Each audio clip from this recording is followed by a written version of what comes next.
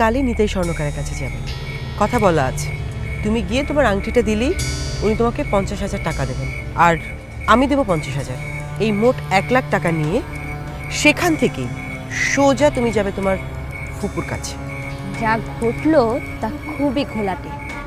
রানু আপা রাহাত ভাইয়ের দিয়ে আংটি বিক্রি করে দেবে, যাতে আমরা আমাদের পুরনো বাড়িতে ফিরে যেতে পারি।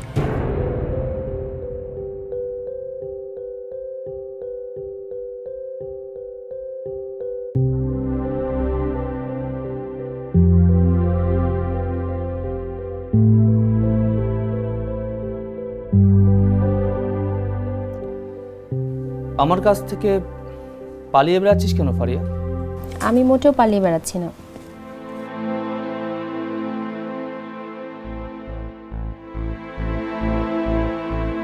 তাহলে গান শোনাচ্ছিস না কেন এখন?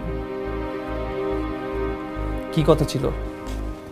দেখছো না কাজ করছি, আমার হাতে একদম সময় নেই, আর গলাটাও কেমন জানি করছে। আজকে না হয় থাক। ও ঠিক আছে।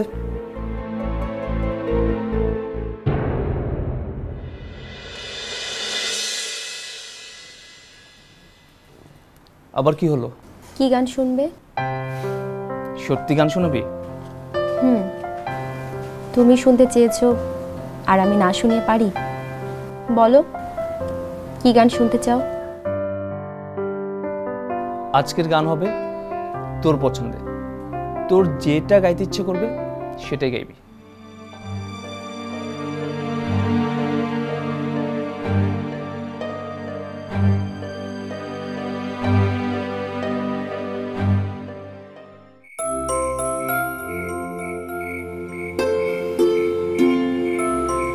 ওদিকে মনে হয় খাবার সময় হয়ে গেছে, যাবেন?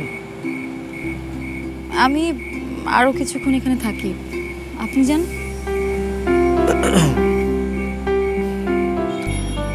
এদিকে কিন্তু জায়গাটা খুব একটা ভালো না, একা একা থাকবেন। আমার জন্য আপনারা তো ভাবতে হবে না।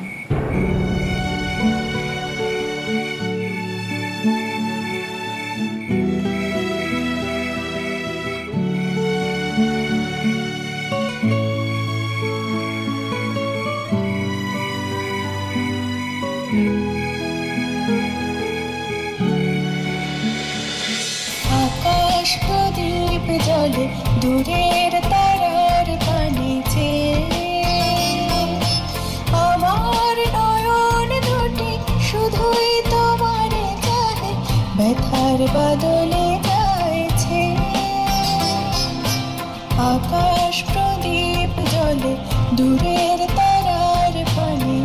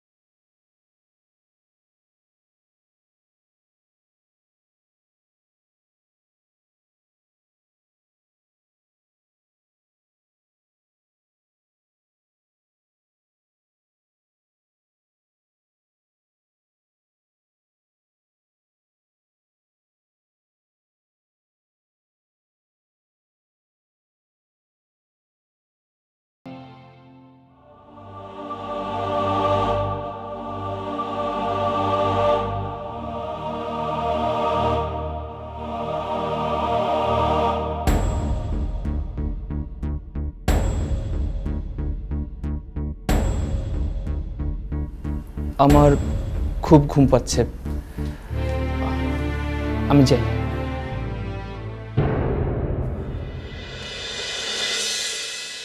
কি করছিস ফারিয়া? ছাড়। ছাড়ার জন্য তো ধরিনি। কেন এমন পাগলামি করছিস? হ্যাঁ, আমি পাগল। আমি তোমার জন্য পাগল। তুমি কেন বুঝতে পারছো না? শোন শোন শোন শোন, দেখ ফারিয়া, আর কদিন পরেই আমার সাথে রানুর বিয়ে। আমি একমাত্র রানুকেই ভালোবাসি, আর কাউকে না। আমি শুধু এটাই বুঝি, এর বাইরে কোনো কিছু বোঝারও নেই আমার।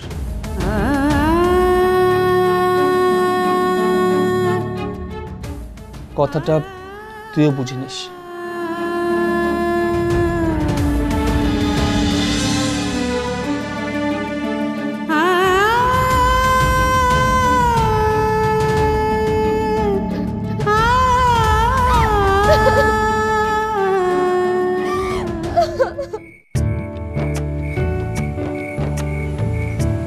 কি হলো আপনার? না, কিছু না। গানটা জানতেন আপনি, তারপর তখন কেন বললেন যে জানেন না? খুব খিদে পেয়েছে, আমরা কি যেতে পারি? আর বাসায় তো ফিরতে হবে। ঠিক আছে, চলুন।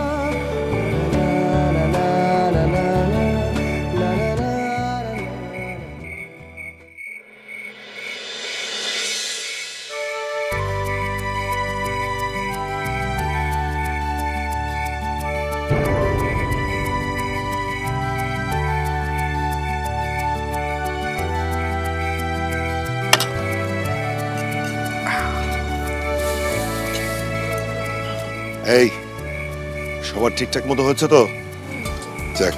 হ্যাঁ, ঠিক আছে, তুমি বসো বাবা। হ্যাঁ, বুঝছি।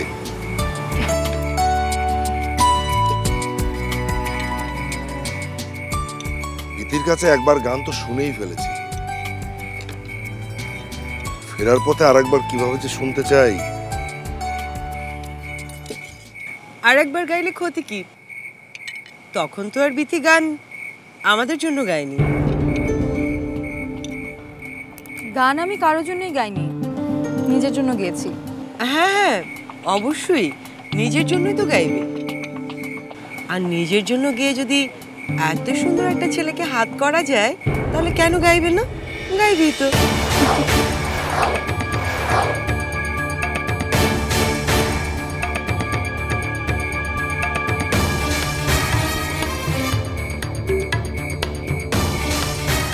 ফরহাদ বোধহয় আমাকে কিছু বলতে চায়। কি বলবে ফরহাদ? বলো।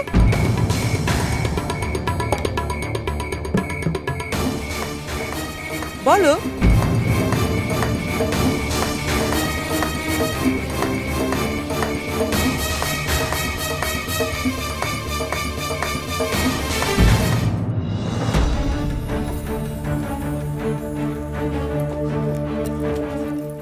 একবারে কাপড়টা পাল্টে তারপরে শুয়ে পড়তে রানুপা।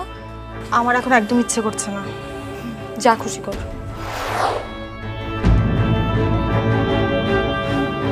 তোরা এখানে কি করছিস? জাগিয়ে ঘুমিয়ে পড়। আমাদের একটা জরুরি কথা আছে বড় আপার সাথে। আমার এখন কারো কথা শোনার কোনো আগ্রহ নেই। এটা শুনতেই হবে। এই তোরা যা তো গিয়ে ঘুমা, যা বলার কাল বলবি।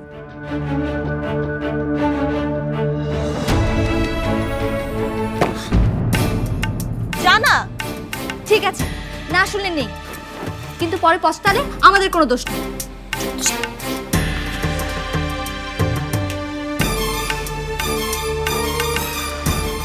কি হয়েছে রানুপা? কিছু না, বেশি ঘুমে চোখে পানি চলে এসেছে। তো নিশ্চয়ই মন খারাপ। আসলে তখন অনিমাপুর এভাবে কথা বলাটা উচিত হয়নি। ওই মহিলা তো ওরকমই, এর থেকে আর বেশি কি আশা করা যায় তার থেকে? আমার সাথে এখন অবশ্য অনেক ভালো ব্যবহার করছে, বিভিন্নভাবে উপকারও করছে। উপকার?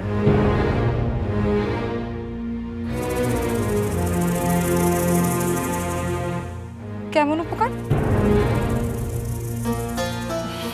না মানে বিয়ে নিয়ে বিভিন্ন উপদেশ দেয়, কিভাবে কি করতে হবে। এই বিয়ে নিয়ে সবার কাছ থেকে উপদেশ নেওয়ার কোনো দরকার নেই। আর উনি কিভাবে উপদেশ দিবে?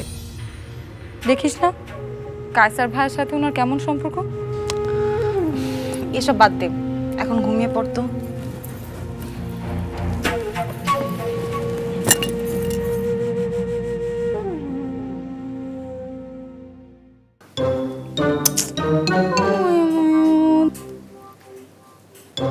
না নিজে ঘুমাবে না অন্য কাউকে ঘুমাতে দেবে। এসো শুয়ে পড়ো। আরে কি তুমি কখন দেবে সাল পারতেছো, খালি ঘুমাই ফেরো। তুমি কি বুঝতেছো এই বাড়ি কি হইতেছে? ডিসকাউন্ট যুদ্ধ হইতেছে রেনা ফার জন্নার মধ্যে, আর মাঝখান দিয়া কবির মিয়া অজ্ঞান। কবির অজ্ঞান? তুমি আসছো কেন? কোন আসলাম? আচ্ছা তুমি না আজকাল খালি উল্টা পাল্টা কথা কইতেছো।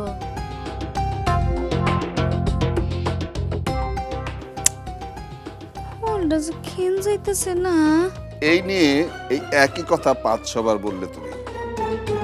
ওদের মধ্যে যুদ্ধ চলছে, তাতে এত খুশি কেন তুমি? এমন তো না যে কবির আবার দ্বিতীয় বিয়ে করবে আর তাতে তোমার কোনো মেয়ে রাজি হবে। মামিও রিং বাজতেছে। এই একদম চুপ থাকবা, তুমি এসব কিছু বুঝতা না। মামি তুমি কিছু একটা করো, কবিরের অবস্থা তো খুব খারাপ। মা তো ডাক্তারও দেখাতে দিচ্ছে না, কারোর সাথে যোগাযোগও করতে দিচ্ছে না, বলছে এসব কথা নাকি বাইরে ছড়ালে মান সম্মান থাকবে না। হাই, মান সম্মান আছে নাকি তোর মায়ের? আছে কিছু? কি সাংঘাতিক ব্যাপার। আচ্ছা তুই কবির রে আমি এত শখ কইরা একটা হাতে নিয়ে আইলাম, নিজের মেয়ের লগে বিয়া না দিয়া তোর লগে দিলাম, এটা কেমনে নাই? কি আবার সালমা বিবিরে ফোন দিছস? ফোন রাখছ না কেন এমন করছো মা? তুমি নিজের মেয়ের সাথে কেউ এমন করে? আসলে তুমি আমাকে বিয়ে যতটা না দিতে চেয়েছো তার চেয়ে বেশি চেয়েছো মামা মামি আর বিথিদেরকে এই বাড়ি থেকে বের করতে। এই তোমার কি খোসাখুসি করা ছাড়া আর কোনো কাম নাই? হ্যাঁ, খবরের মাথাটা তো নষ্ট করছোই। এলা আমার মাইয়ার মাথাটা নষ্ট করা তালে আসো না? আচ্ছা আপা আপনি এগুলো কি কইন? আমি করতাম কে হেরার মাথা নষ্ট করছেন তা আমনে? আর কবির বাবা যেন অজ্ঞান হইছে কে রে, কার জন্য? আরে বাইশান রে, কবিরের লাগে দরদ করে বাইয়া পড়তাছে। অত দরদ থাকলে বাইতে সেবা যত্ন করো। কোনো সালমা বিবি তুমি যদি আর এখানে ফোন করছো, তোমার বাই গিয়া তোমার ফোন লইয়া ফাটা ফুটার মতো করে ছাইচা ঘুরা করে লাম। আর যদি তুই ফোন করছস সালমা বিবিরে, এখন কি দয়া করে শুতে আসবে? এসব চেঁচামেচির মধ্যে আমার ঘুম আসে না। এই যে সব রসুনের এক গোড়া, ভাই বোন দুইটাই একরকম। এক বইনে কয় একের ফাটার মধ্যে থিয়া ফুটা দেশে আর কয় ঘুম পারো করে।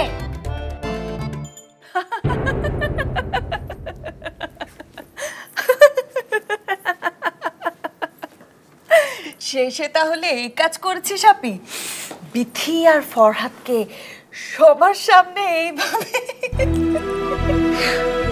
অন্তু, ফরহাদের মুখটা যে কি হয়েছিল আমি যদি তোকে দেখাতে পারতাম। তারপর তো পুরো রাস্তা বিথি আর ফরহাদ, কেউ কারো মুখের দিকে তাকায়নি পর্যন্ত। একদম উচিত কাজ করেছিস আপনি। আর তোর কাজ সেটা কত দূর? সবকিছু সুন্দর করে সাজানো, এদিক ওদিক হবার কোনো চান্স নেই। কাল ওই স্বর্ণকারও কাজটা শেষ করে গায়েব হয়ে যাবে। তারপর রাহাত আসার পালা।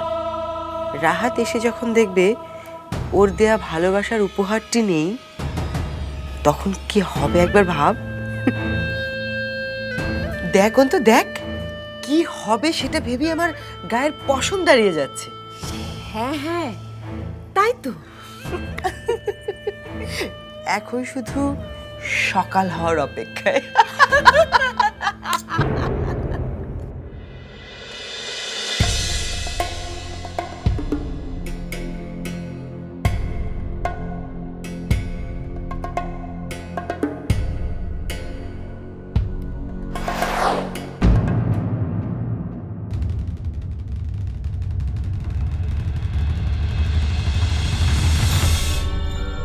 এত সকালে উঠেছিস রানু?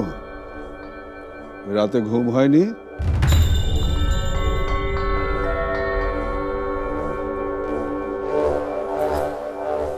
খুব ভালো ঘুম হয়েছে বাবা।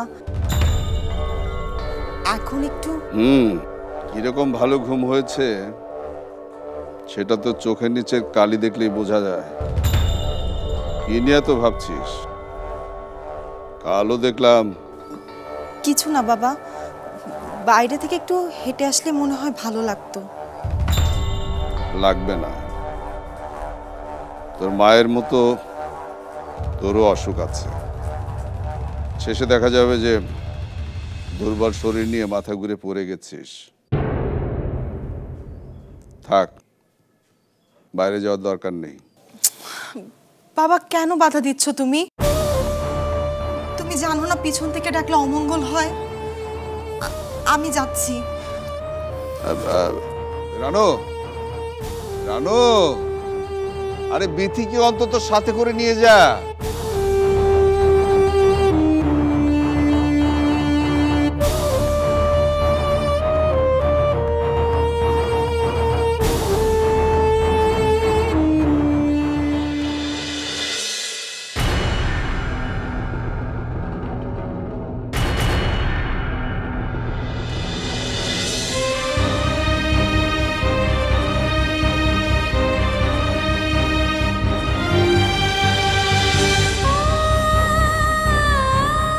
বিশ্বাস করো রাহাত, আমি এই কাজ করতে চাইনি, কিন্তু এটা করা ছাড়া আমার আর কোনো উপায় নেই।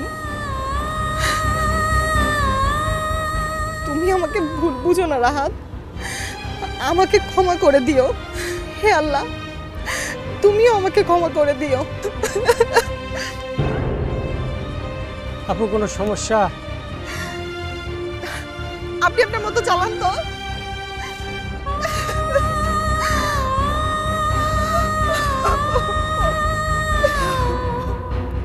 আমাকে ক্ষমা করে দিও রাহাত, তোমার ভালোবেসে দেওয়া এই উপহারটা আমি মূল্য রাখতে পারলাম না। রানু তো হাঁটতে বের হয়ে গেল সকালবেলা। সকালবেলা রানু হাঁটতে বেরিয়েছে? ছবি দেখেই তো আপনি এর আগে দামটা বলেছিলেন। এখন একটু দেখে বলুন না, যদি কিছু বাড়িয়ে দেওয়া যায় তাহলে আমার আর ধার করা লাগবে না। দেখে তো মনে হচ্ছে 50,000-এরও কম হবে। কথা যখন দিয়েছি আমি 50-ই দেব। তুই ভালোই ভালোই বাড়ি থেকে বের হবি নাকি ঘাড় ধাক্কা দিয়ে বের করে দিতে বলবো? বিথির নাম শুনে এত রেগে গেলেন কেন? বিথি কিন্তু আমাকেও পছন্দ করে। ওয়াসিম, তুমি খুন করে ফেলবো তোকে। কি হচ্ছে সব?